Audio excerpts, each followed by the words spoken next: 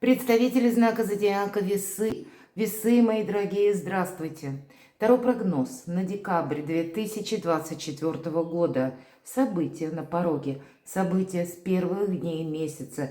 И три главных события. Три важных события. Давайте узнаем, чего это будет касаться или какая сфера жизни у вас словно проиграется или станет на первое место. Какие вопросы вы будете решать. Может быть, и карты нам дадут какой-то совет. Жизнь не бывает полностью предсказуема, помним мы это, и поэтому будем реалистами, мои дорогие. Ну вот десятка мечей переворачивается. Знаете, я все же люблю эту карту, это искренне говорю. Потому что прошлое не давлеет над нами. Это прежде был какой-то период, когда мы шелохнуться, двинуться даже не могли вперед. Может быть, это какая-то многозадачность, которая тянулась из прошлого.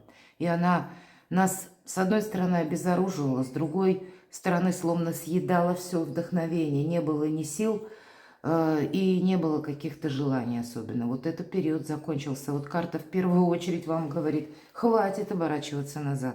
Само прошлое от тебя пытается оттолкнуться. Поэтому где-то и не удерживай, не пытайся задержать то, что уходит из твоей жизни. Или, может быть, кто уходит из жизни. Примите во внимание, что жизнь наша, она не только нас мучает, но она еще иногда и учит. Поэтому, если что-то прежде не сложилось, думать, что эх, я сейчас тут вот все решу быстренько и попробую заново, а может и не стоит. На пороге стоят совершенно новые возможности. И как раз планетарно это для вашего знака зодиака очень актуально. Итак, первая карта, что придет в декабре. А что уйдет? Уйдет, имеется в виду те вопросы, которые вы сумеете завершить в декабре или с чем-то разобраться, расставить все по местам. Что будет продолжаться? Чем не соблазняться, мои дорогие весы? А на что, наоборот, соглашаться? И чего опасаться? На колоде Таро, колесо года. Три важных события или три главных события. Возможно, это как кульминация, а возможно и неожиданность. Давайте достанем три карты, и если нужны будут пояснения, мы дополним эти три карты. Первая карта, первое событие, с чем это может быть связано. Второе событие для весов на декабрь. И третье главное событие. Что же придет? А вы знаете, придет много какой-то информации, будет и много размышлений. Люди могут быть, которым вы, увы, даже можете сами не доверять. И где-то карта говорит, какой-то может быть один даже человек такой, который вас уже прежде ставил в какие-то либо рамки, либо в состояние такое, когда вы на него понадеялись, а он взял да увильнул. Вот я такого не исключаю. Иногда по пятерке жезлов.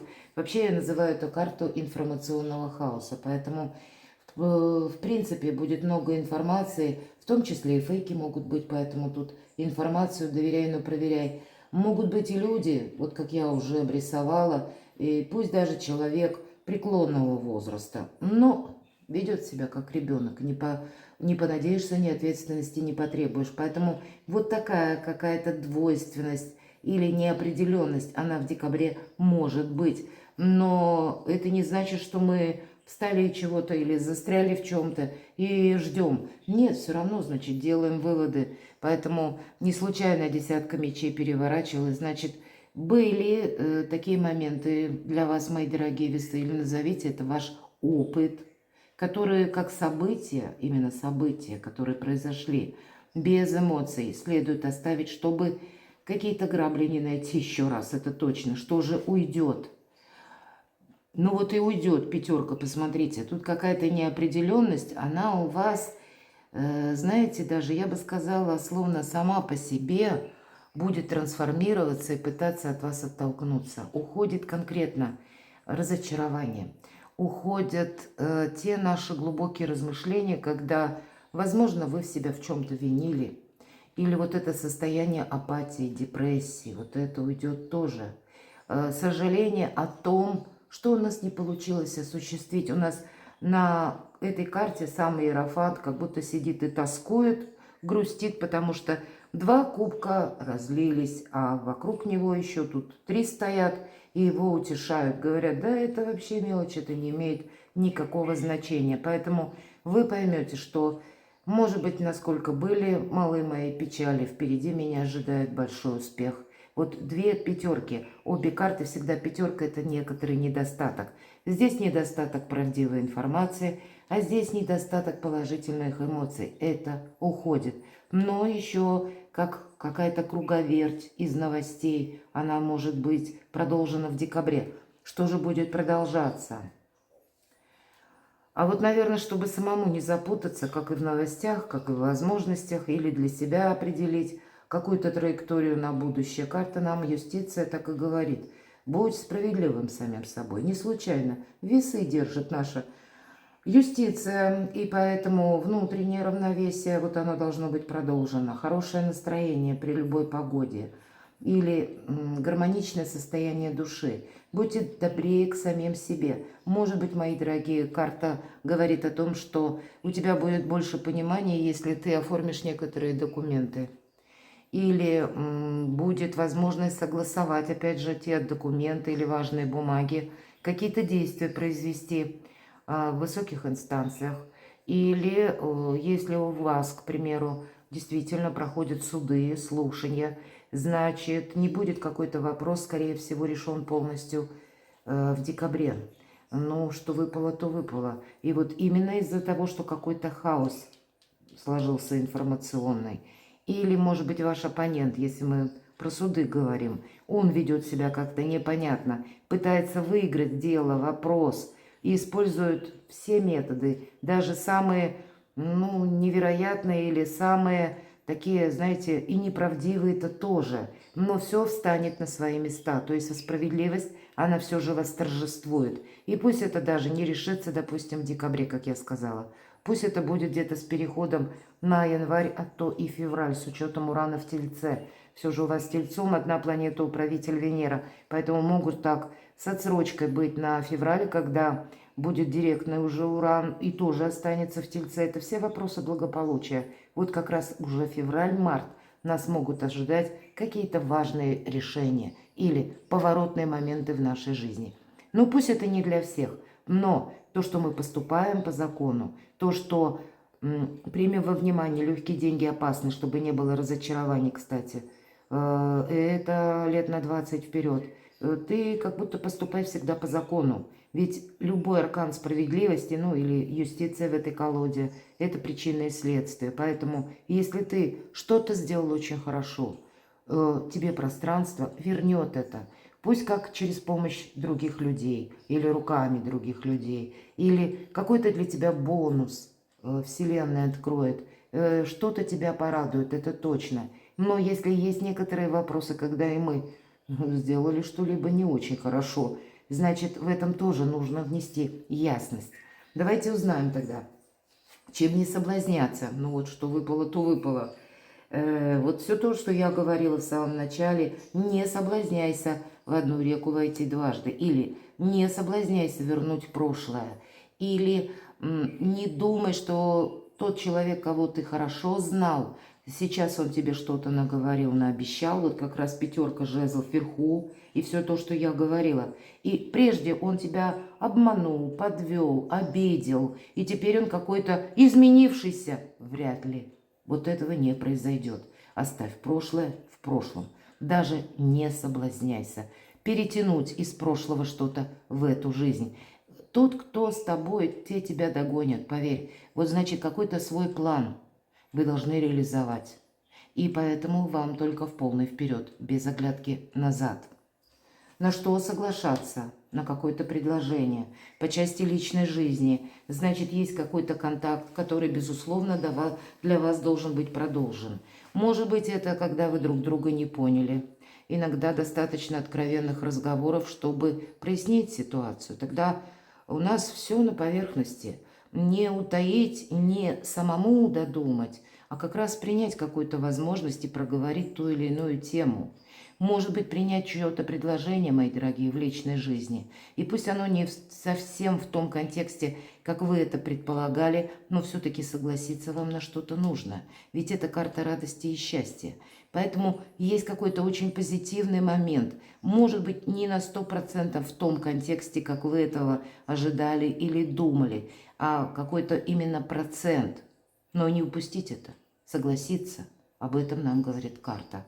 Ангел сам предлагает вам какую-то возможность. И мы ведь не можем, мы люди, мы не можем забежать надолго как бы мыслями вперед или прочувствовать своей интуицией, как же там будут развиваться события, может быть, через полгода, через несколько месяцев. А кто знает, может быть, обстоятельства у нас сложатся так, что, отказавшись от чего-то, мы впоследствии будем жалеть. Поэтому есть как минимум один пункт, на который вы должны, мои дорогие весы, согласиться. Чего опасаться?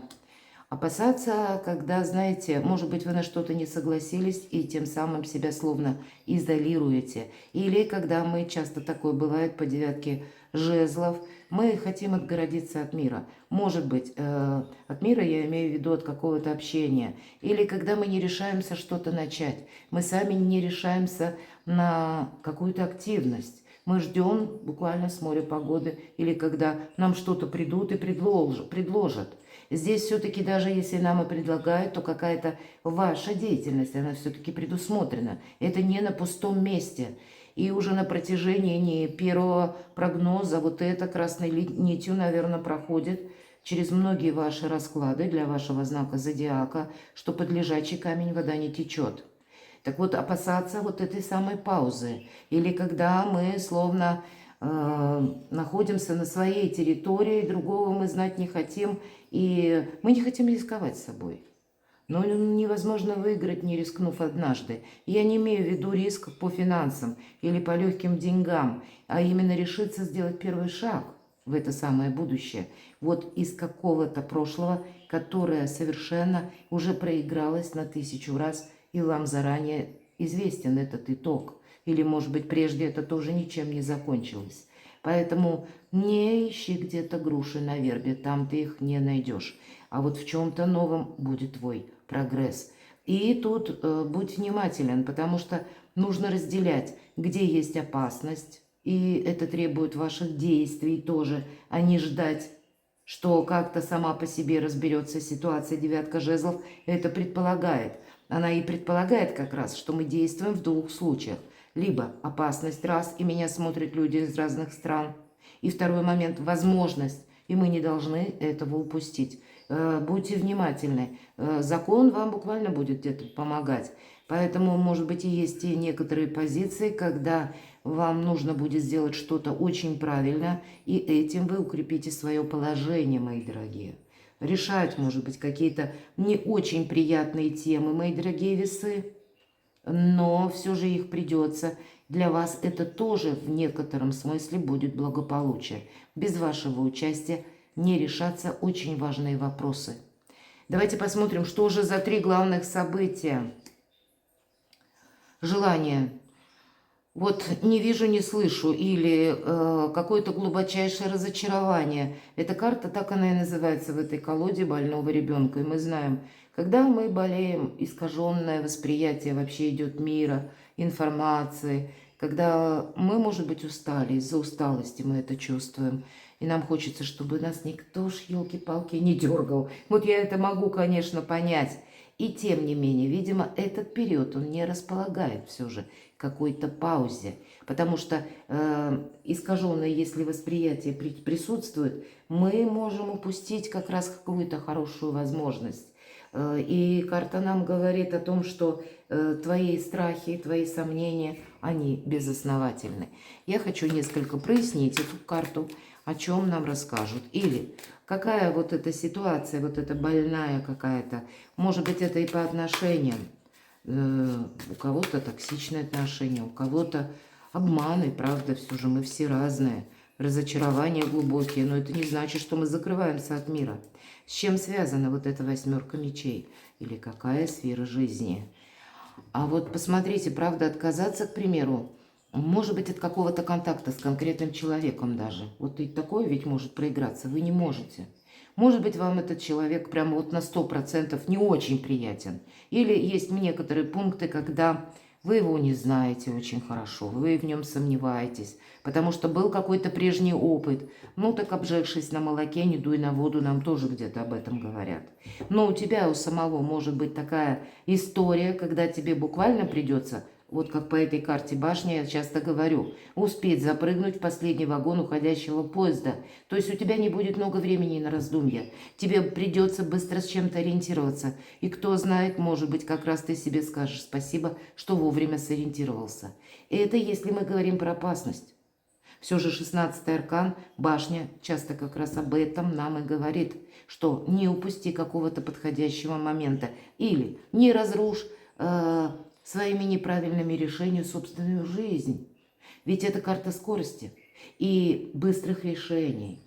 Мы можем думать годами, а мозг, тем не менее, физиологически за несколько секунд подсчитывали, ну, где-то в районе 15 принимает как раз это самое решение. А мы можем думать или анализировать до бесконечности долго. Но вот, видимо, в декабре как минимум одна какая-то тема, она будет в каком-то ускоренном режиме для вас, мои дорогие весы. Чего это может еще касаться? Вот посмотрите, через башню, дорога к свету. 20-й старший аркан в этой колоде так и называется, дорога к свету. И ничуть не даже полшага назад. Опять же, нам вот об одном и том же говорят. Решись на что-то. Или сам себя вдохнови на какие-то действия, может быть, для кого-то и так. Не упусти удачного момента, удачного предложения, у какой-то возможности. И девушка наша идет, обратите внимание, она не очень богато одета, она идет босиком по заснеженной пустыне. Но этот луч света или это ее вера, надежда, может быть и любовь, мои дорогие, в первую очередь в себя саму. Растут цветы там, где падает вот этот луч света. И она не чувствует холода. Поэтому вы очень ресурсны, мои дорогие, в этот период времени. Но есть возможность вот так словно болезненно видеть или воспринимать какую-то ситуацию вокруг, или где-то на себе зациклиться, мои дорогие, в то время, когда нужно делать какой-то важный выбор. Давайте откроем, что же нам еще скажут. Какое важное событие. И еще один аркан правосудия, по сути дела, это юстиция. 11-й аркан, весы. Держи равновесие. Может быть и правда, по закону это точно. Любой, наверное, ваш шаг. Или, может быть, и какое-то дело, тема. Возможно, у кого-то по работе. Нам не говорят конкретно. Может быть, и личная жизнь. Максимально делай так, чтобы ты себя словно обезопасил. Чтобы у тебя была какая-то гарантия, или как тебя социальные какие-то гарантии, может быть, вам придется этим воспользоваться. Это тоже будет для вас важно. Или у кого-то в вопросе отношений. Тут тоже должно быть что-то очень прояснено. Или если это суды, значит, это по судам. Вы, с одной стороны, должны быть великим дипломатом и позволить ситуации, может быть, развиться вот тем образом, как ее ведет какая-то сила. И просто участвовать или идти по этой ситуации, на чем-то конкретно не настаивая, но и себя не подвергая риску. Себя не подвергая риску, нулевой аркан. Ну, вообще, посмотрите, у вас дорога к свету, и как будто с чистого листа у вас вся жизнь. Может быть, поэтому нам и говорят, ты сейчас подводишь итог дважды. Ты делаешь какой-то важный выбор в декабре. Либо у тебя не хватит сил вот этих вот душевных, либо твоя жизнь будет меняться. Причем, да, беречь себя придется, потому что это, знаете, как путь заново. Пусть не в этой колоде, нулевой аркан называется хаос перед началом творения. И я говорила, информационный хаос у нас 5 жезлов. Поэтому какая-то неразбериха может быть в обстановке вокруг вас. А вы, тем не менее, должны все свои шаги делать очень продуманно. Этим самым вы себя защищаете. Может быть, вы столкнетесь с какими-то обстоятельствами, которые для вас совершенно новые. Да, и вам захочется где-то отгородиться от мира или вот от этой информационной какой-то сутолоки. Хочется, уже готов вернуться назад, лишь бы теперь передо мной какая-то многозадачность не стояла, а идти вперед надо и очень аккуратно. А вообще впереди, посмотрите, туз чаш, радость, любовь по этой карте, счастье. Карта может означать, как и вашу, к примеру, самореализацию. Может означать и ваше творчество. Может быть и личная жизнь, какая-то любовная история. И здесь у каждого по-своему. Вполне вероятно, это как ваше начинание, именно по труду где-то, когда вам будет нравиться заниматься тем, что вам интересно. И вот в связи с этим будут новые возможности. Может быть и по работе у вас как раз открывается как новая страница жизни, и вы чего-то не должны упустить. Но тогда, если вы даже меняете работу, мои дорогие весы, то все же это должно быть оформлено, да, на бумаге с точкой. Может быть, даже прописана, какая сумма вознаграждения материального, иными словами, оклад, жалование у вас будет. То есть вы себя бережете, если вы какие-то бумаги перепроверите, если вы составите какие-либо контракты. Кстати, этот период планетарно тоже может быть сопряжен с тем, что мы пересматривать можем соглашения, контракты или даже брачные контракты. Поэтому все то, что документально, это для вас и надежно, это для вас где-то и радость, это будет отчасти и важный выбор с более какой-то уверенной или основательной такой вашей, ну, как базой, основой в сегодняшнем дне, когда в завтрашний вы будете более уверенно смотреть тоже. Потому что есть от чего оттолкнуться. Поэтому где-то закон вас, мои дорогие, будет тоже беречь. Ну и вы его не нарушайте.